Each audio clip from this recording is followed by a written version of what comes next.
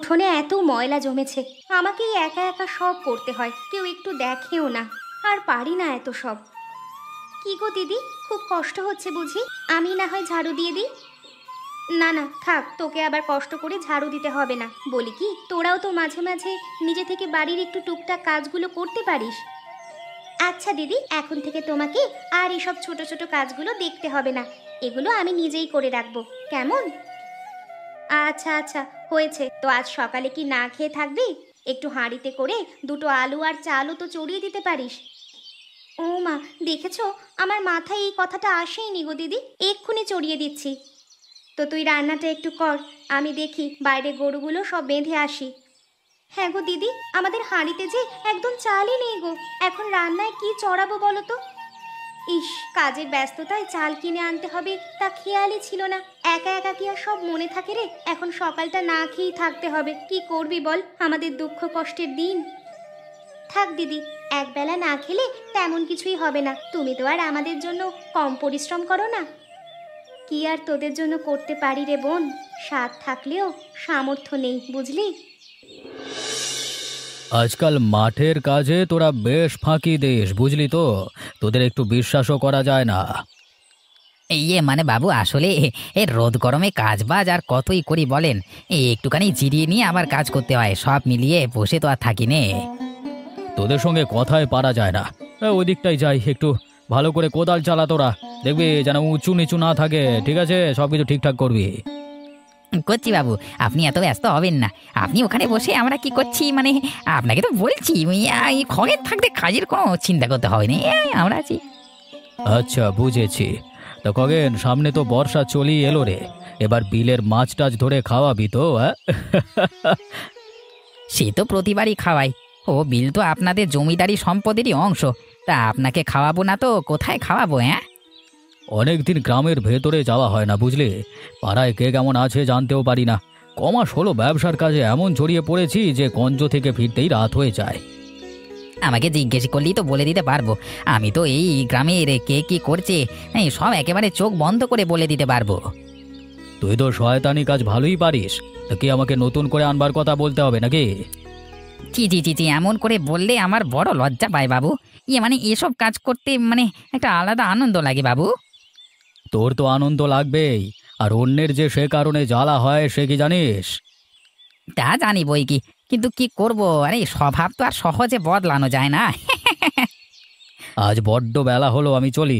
আর কাজগুলো ভালো করে শেষ করে ফিরবি, কেমন?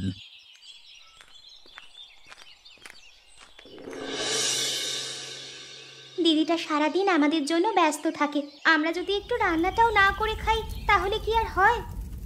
তোরা তো রান্না করবার শখ হলে কর গিয়ে, আমাকে এসব একদম বলতে আসবি না, বুঝলি? তুই কেমন কাজের কথা শুনলে একেবারে চেতে যাস। বলি, নিজেরা একটু টুকটাক কাজ করা কি যায় না? এই শোন, ছোট হয়ে না বেশি জ্ঞান দিতে আসিস না। আমি এমনিতেও কাজ করা অত পছন্দ করি না। তো বসে বসে তো ঠিক খেতে পারিস, তখন কি ভাবিস এমন? কি, তুই আমাকে খাওয়ার উক্তি দেস? যত বড় মুখ নয় তত বড় কথা। আজ তুই ছোট বোন না হলে ঠিক তোকে বুঝিয়ে দিতাম। হ্যাঁ, কি আমাকে তুই মারতে চাস? এই বাড়িতে আমি আর দিদি ছাড়া কে কাজটা করে শুনি? আজ দিদি আসুক, তারপর তোর মজা দেখাচ্ছি। যা যা, তুই আর কি মজা দেখাবি? আমি কি এসবে ভয় পাই নাকি? তোর কি বড় দিদির জন্য একটুও কষ্ট হয় না? দিদিটা কত কষ্ট করে মাঠের কাজ করে, গরু ছাগল চড়ায়, তারপর আমাদের খাবার আনে, আর তুই সামান্য বাড়ির কাজটাও করতে চাস না? দেখ, তুই খুব বেশি বলছিস। আমি কি তোকে এসব বলার দায়িত্ব দিয়েছি নাকি? তোকে আমি কি খারাপ কিছু বললাম? আমি শুধু একটু হাত লাগিয়ে রান্নায় সাহায্য করতে বলেছি, এটাও কি করতে পারবি না? আজকাল দেখছি বড় দিদির তুই ডান হাত হয়ে উঠছিস। আমিও দেখি কত কি করতে পারিস। তোর সঙ্গে এত তর্ক করে আমি পারবো না। তোর যা ইচ্ছে করতে থাক, তবে একটু ভালো মন্দ ভাবিস তুইও। কে নীলিমা, যে কেমন আছিস? কেমন? আয় আয়, ভেতরে আয়। এই তো কাকু, আছি কোনো রকম। জানিনি তো, 3 বোন নিয়ে সংসারটা আমার একাই চালাতে হয়, খুব কষ্টে দিন পার করছি। এখনো তোর বাবার কথা মনে পড়ে? কত শৌখিন মানুষ ছিল, আর আজকে তার মেয়ে হয়ে তোদের এমন কষ্টের দিন যাচ্ছে। কি আর করব কাকু, মেয়ে মানুষ, সব তো আর করতে পারি না বলেন। তবু সংসারের ছোট বোন দুটোকে কষ্ট পেতে দেই না। তা আমি জানি রে, আমি সব শুনেছি, কিন্তু আজকাল গ্রামের ভেতরে আর যাওয়া হয়ে ওঠে না, তো এই জন্য তোদের খোঁজ নিতে পারি না। একটু সাহায্য নিতেই এলাম গো কাকাবাবু। এখন তো আর আমাদের মাথার উপর আপনি ছাড়া কেউ দেখার নেই, আপনিই যদি একটু দয়া করতেন।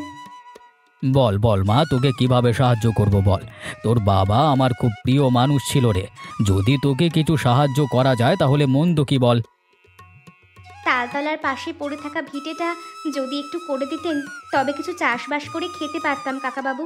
এমন একটা খারাপ সময়ের মধ্যে দিয়ে যাচ্ছি যে মুখে বলতেও পারছি না আর সইতেও পারছি না। তা বেশ বেশ, ও ভিটেটা তো আমার পরেই থাকে, লোকজন পায় না বলে কিছু লাগানো হয় না। তা তুই যদি কিছু করে খেতে পারিস ওখানে গিয়ে কর। খুব উপকার করলেন কাকাবাবু, আমার যে এতে কি ভালো হলো তা আমি বলে বোঝাতে পারবো না আপনাকে। ঠিক আছে, মন দিয়ে চাষবাস কর, এটা দিয়ে যদি একটু সংসারে কষ্ট কমে তোর। আশীর্বাদ করবেন, আজ তবে আসি।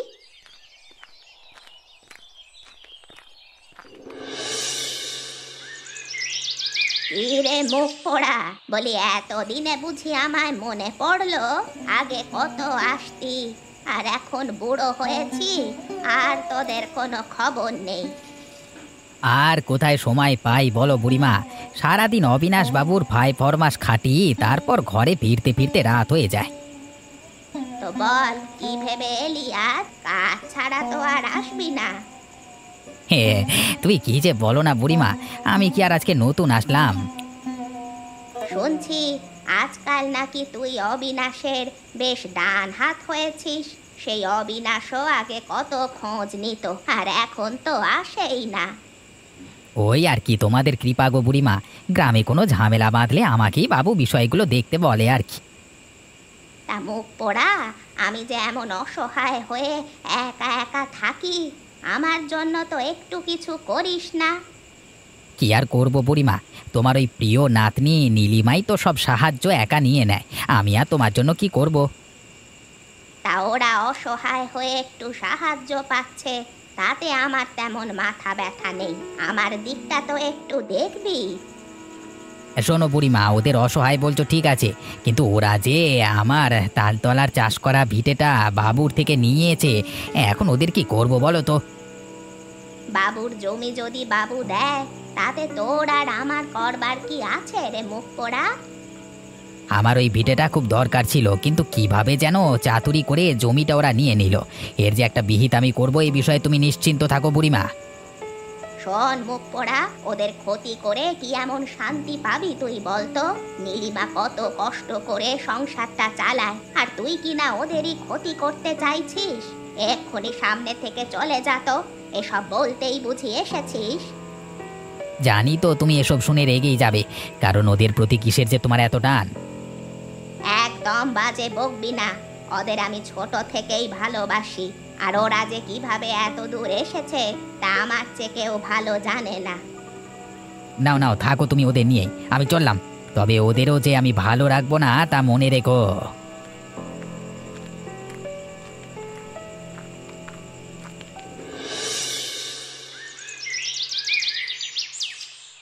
আহ, কি রোদ পড়েছে গো আজ!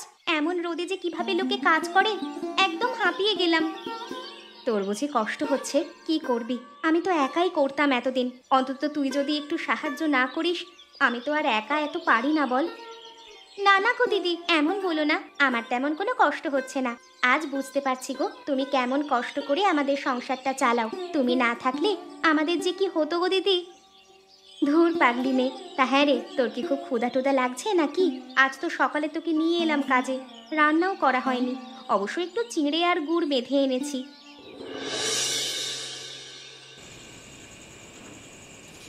কি হলো, হঠাৎ সন্ধ্যায় এসে হাজির? তা ভেতরে আয়, বল। ইয়ে আর কি বলবো বাবু, সারাদিন রোদ গরমে পুড়ে কাজ করে একটু এলুম আপনার কাছে। তা কাজ বাজ সব ঠিক চলছে তো নাকি? আর তোকে যে জমিগুলো দিয়েছিলাম সেগুলোর কি খবর? কাজ তো সব করেছি বাবু, কিন্তু আমার জমিগুলোর বীজ বুনতে মানে তালতলার ওই ভিটেটা নিতে চেয়েছিলাম, কিন্তু আজ তো দেখি ওই নীলিমা ওখানে ক্ষেত করেছে।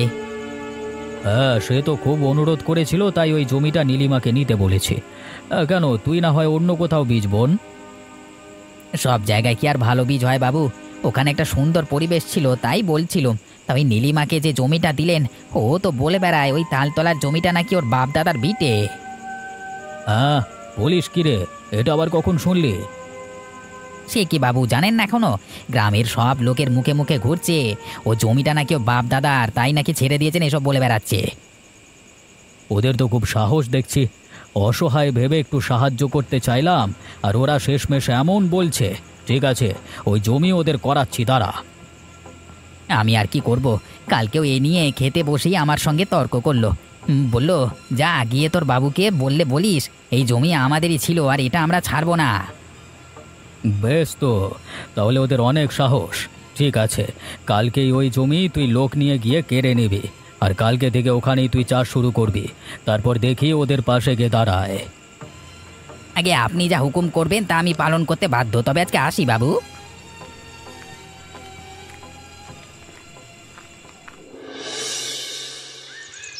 হায় রে হায়, কত অনুরোধ করে তালতলার ভিটেটা একটু চাষ করতে নিলাম, সেটাও কিনা হিংসে করে কেড়ে নিল। এখন সংসারটা কিভাবে চালাবো, আর বোনগুলোকে কিভাবে দেখবো?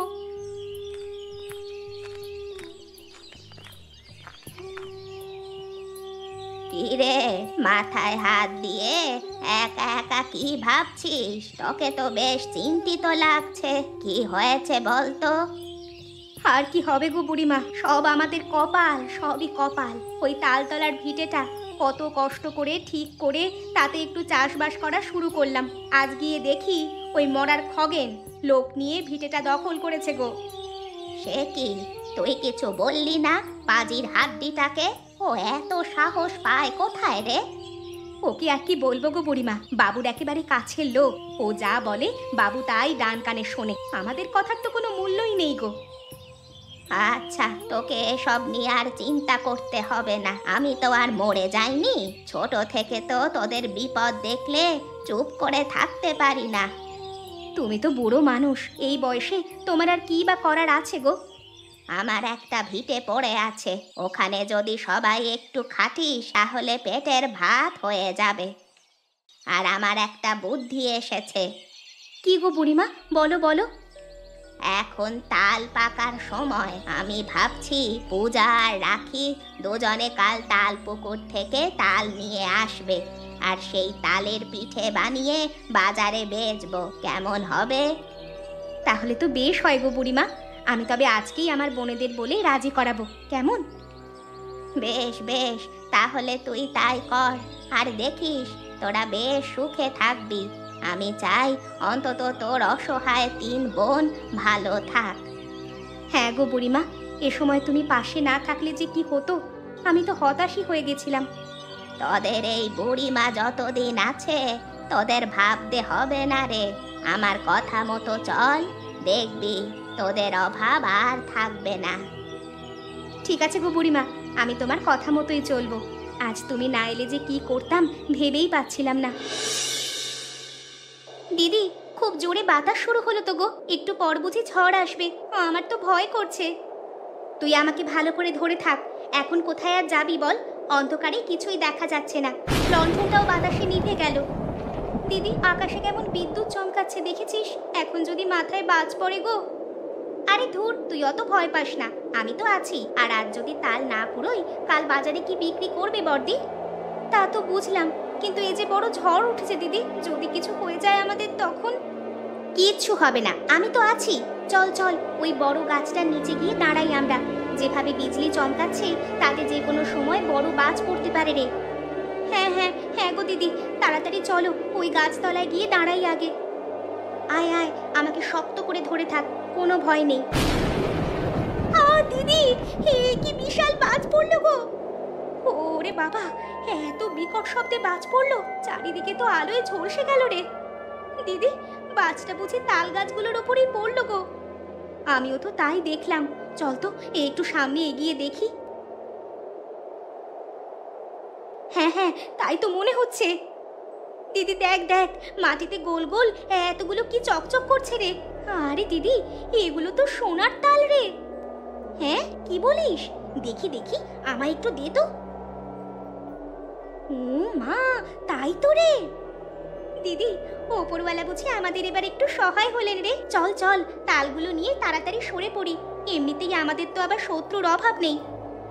হ্যাঁ, তুই ঠিকই বলেছিস। আর শোন, এই সোনার তালের কথা তুই কাউকে বলবি না কিন্তু। এই তালগুলো আমরা দুজনে ভাগ করে নেব। সে বলবো না, কিন্তু বাড়িতে গিয়ে দিদি যা বলবে তাই করতে হবে। চুপ থাক, আমরা কুড়িয়ে নিয়ে দিদিকে কেন দেব? তুই আগেই এসব বলবি না। এই পূজা, কি ব্যাপার? এই তালগুলো এত চকচক করছে যে? এ তো তাল মনে হচ্ছে না রে, এগুলো তো সোনার মনে হচ্ছে। তা কই পেলি এগুলো? মানে দিদি, আমরা... শোনো দিদি, আমরা ওগুলো কোথায় পেলাম না পেলাম এত কিছু তো তোমাকে বলা যাবে না। আর আমাদের সোনার তালে তুমি কেন হাত দিচ্ছ? কি এত বড় কথা? তোদের আমি এত কষ্ট করে বড় করলাম, আর আজ তোরা এই সোনার তাল পেয়েছিস বলে সব ভুলে গেলি? দিদি থামো না তোমরা, এসব নিয়ে আমরা কেন ঝগড়া করছি গো? তুই চুপ কর পূজা। তোর দয়া হলে তোর ভাগের সোনার তাল তুই দিদিকে দিতে পারিস, আমারটা আমি দিব না, এই আমি বললাম। দেখ দিদি, বড়দি আমাদের ছোট থেকে কোলে পিঠে করে মানুষ করেছে, আর আজ এই একটা ব্যাপারের জন্য তাকে দূরে ঠেলে দিতে তোর লজ্জা করছে না বল? না, আমার লজ্জা করছে না, আমার এত লজ্জা পায় না, আর আমি এত কষ্ট করতে পারবো না, বুঝলি? দিদি, আমি সত্যিই অবাক হচ্ছি। বড়দি, আমাকে ক্ষমা করে দিস, আমাকে ভুল বুঝিস না দিদি। দেখ, আমি আর তোদের কি এমন করতে পেরেছি বল? তোরা এখন বড় হয়েছিস, তোদের সিদ্ধান্ত নেবারও সময় হয়েছে, কিন্তু অনুরোধ করছি তোরা এই বিষয়টা একটু নিজেদের মধ্যে রাখ, তাছাড়া বাইরের লোক জানলে সমস্যা হবে। ঠিকই বলেছিস দিদি, দেয়ালেরও কান আছে। এই কে কে কে রে? কে পালিয়ে গেল? এজন্যই বলেছিলাম পূজা, তুই এসব কাউকে জানাবি না, তোদের যা ইচ্ছা হয় কর। জানালার ধারে কে ছিল রে দিদি? ও তো তাহলে সব শুনেছে, এখন যে কি হবে? পূজা, এই পূজা, কই রে? হ্যাঁ দিদি, বল কি বলবি? আমাদের খাটের তলায় রাখা সোনার তালগুলো কই? ওসব যে আর দেখতে পাচ্ছি না এখানে। সে কি, সকালেই তো রেখে গেলাম, আর সন্ধে হতেই হাওয়া। তোকে আগেই সাবধান করেছিলাম, কিন্তু আমার তো কোনো কথা শুনলি না তুই। আমি কি আর জানতাম এমন ঘটবে? আর লোকে শয়তানি করলে কিভাবে আটকাবে দিদি? আরে, আমাদের সোনার তালগুলো যে কি নিয়ে গেল! আমি কত স্বপ্ন দেখেছিলাম এই সোনার তালগুলো নিয়ে, আর সেগুলোই হাওয়া হয়ে গেল। আমারও তো মাথায় ঢুকছে না, কি যে এমন কাজ করতে পারে। ও, কি হয়েছে রে তোদের? সেই তখন থেকে চিৎকার চেঁচামেচি করছিস যে? আর বলো না বুবুরিমা, আমরা সেদিন রাতে বাজ পড়া তাল পুকুর পাড়ে সোনার তাল কুড়িয়ে পাই, সেগুলো খাটের তলায় রাখা ছিল। কে যেন চুরি করেছে গো। আচ্ছা, এ কথা। তাই বলি, সন্ধ্যাবেলা খগেন এ পাশে কি করছিল? ওই খগেনই এসব চুরি করেছে। সে কি বুড়িমা, খগেন যে চুরি করেছে তা তুমি কিভাবে টের পেলে? ওকে ধরে আন, আর দুটো আচ্ছা মতো ঘা দে, তাহলেই সব বলবে ব্যাটা। তাহলে ওই পাজি খগেন আমাদের ক্ষতি করা ছাড়বে না? আজ দিদি আসুক, ওকে আচ্ছা করে শাস্তি দেব। আমার সত্যিই খারাপ লাগছে, এখন বড়দি আমাকে কি ভাববে? কাল এই সোনার তাল নিয়ে তাকে আমি কত কথা শোনালাম। আচ্ছা, আমি দিদিকে বুঝিয়ে বলবো, এখন চুরি যাওয়া তালগুলো ভালোই ভালোই উদ্ধার হলেই হয়। সেটাই ভালো, আমাদের তাল চুরি করার খেলা কেমন ওই খগেন টের পায় দেখবি। কত কষ্ট করে আমরা ওগুলো পেলাম, আর ও কিনা চুরি করলো। কিরে নীলিমা, তুই এই সকালবেলায় তাও খগেনকে এভাবে হাত পা বেঁধে এনেছিস? তা ও কি কোনো চুরি টুরি করলো নাকি? বাবু বাবু, এই পাজি আজ অনেক দিন আমাদের পিছনে লেগেছে, আজ ব্যাটাকে হাতে নাতে পেয়েছি। তা কি হয়েছে খুলে বল তো আমাকে। গত দুদিন আগে ঝড়ের রাতে তালপুকুরের তলায় হঠাৎ বাজ পড়লে কটা সোনার তাল কুড়িয়ে পায় আমার বন্ধুটো। সে কি রে, সোনার তাল? আজব বিষয় তো, বল বল শুনি। সেই তালগুলো বাড়িতে নিয়ে আমরা তিন বোন একটু ঝগড়া করছিলাম, কিন্তু এই পাজি আড়াল থেকে সব শুনে আমাদের খাটের তলা থেকে সব সোনার তাল চুরি করে আনে। এত বড় সাহসের? কদিন আগে তবে তোর নামেও ভুল বুঝিয়ে জমিটা কেড়েছে। পুরো গ্রামের মানুষকে এ বেটা জ্বালিয়ে তুলেছে। তুই চিন্তা করিস না মা। এই বেটা খগেন পাজি, এই মুহূর্তে 100 বার কান ধরে উঠবস কর, আর 200 হাত নাগ মাটি দে। তালতলার ভিটের জমি সহ সব জমি কালকে ছেড়ে দিবি, এই তোর শাস্তি। বুড়িমা দেখেছো আজ আমাদের তাল পিঠার দোকানটা কেমন বড় হয়েছে? কত লোক দূর থেকে তাল পিঠা খেতে আসে। আমি বলেছিলাম না, শুধু তোরা আমার কথা শুনে চল, তাহলে আর অভাব থাকবে না। যেভাবে তুমি ছিলে গো, আর আমার বোন দুটো ওই সোনার তালগুলো কুড়িয়ে পেল। তা তো ঠিকই, না হলে কি এত টাকা পেতি আর এত বড় দোকান দিতে পারতাম? এখন তোর জমি বাড়ি আর দোকান সব হয়েছে, গ্রামে সবাই তোদের কত নাম করছে। সব ওপরওয়ালার আশীর্বাদ গো। কত হিংসা শত্রুতার ভিতর দিয়ে যেতাম তুমি তো জানতে। সৎ পথে থাকলে ওপরওয়ালা কোনো না কোনো ভাবে সবাইকেই সাহায্য করে, যেমন বাজ পড়া তাল পুকুরে তোদের ভাগ্য খুলেছে। হ্যাঁ গো বুড়িমা, তুমি ঠিক বলেছ। আমাদের আজ ওপরওয়ালার কৃপায় আর অভাব নেই গো, বরং দুটো মানুষকে সাহায্য করতে পারি। হ্যাঁ, সারা জীবন মানুষের উপকার করবি। তুমি শুধু পাশে থেকো আমাদের।